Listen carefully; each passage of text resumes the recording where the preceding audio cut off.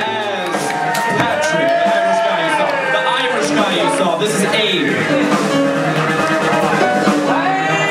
Abe's Patrick.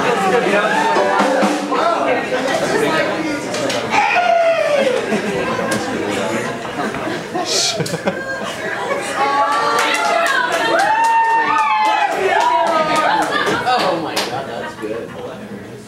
They were arms wide and eyes inviting. When we checked him in, the main surgeon was simple smile and first name familiar.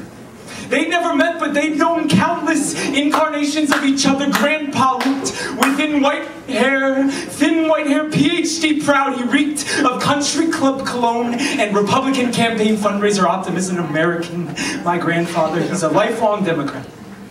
Belonged to tennis partner country club that refused to seat me for brunch in jeans and no sports coat when I was still physically a kid. I'm still emotionally chick flick, mentally empathetic child of grandpa. I feel that way as a poet on his Thanksgiving table Anyway, sick.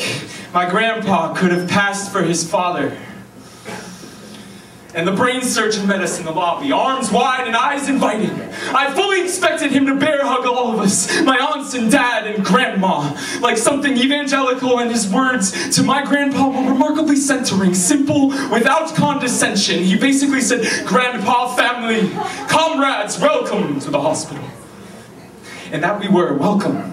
Like we'd come home, my grandfather entered the hospital to the fanfare of D-Day vets, marched directly from the water into the parade, and I am proud of him. And what he did with his privilege, he found his foundation work in retirement. When he hung his history professor hat for good on the mantle by his diplomas, persisting for so many years as a Cubs and Bears fan.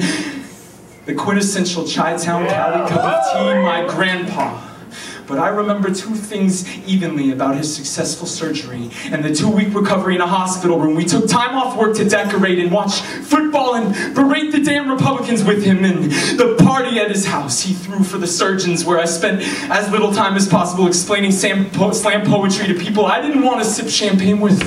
Why? I remember thinking, my grandpa cares about the less fortunate. He's a good man. But the honesty in his simple things is no more pure than the sincere smile of ER receptionist that greeted me with such humor the last time I broke a bone. That the medical operator who was patient with this privileged kid trying to figure out how to apply for government insurance for the first time when I got my college degree and learned a suit and tie can't fit me. It just will not. Those who are spinning bread in butter days, like spiders trying to paint their own safety net, not trying to trap any other bugs, just scared. I know people strong enough to pull themselves up by their bootstraps who just pray for boots. Their church is 6 days, is 2 jobs for not a lot of pay, and on the 7th, maybe they want to sleep in, but they don't. They are going to heaven, numbers of them, reduced to statistics and government insurance and prison rolls. And maybe they would eat healthy if their bodies were anything more than tools for tools like Grandpa and me. There was a gratitude that my grandpa had what he deserved, but a dirty feeling too. I thought, Patrick, I think they call this white guilt.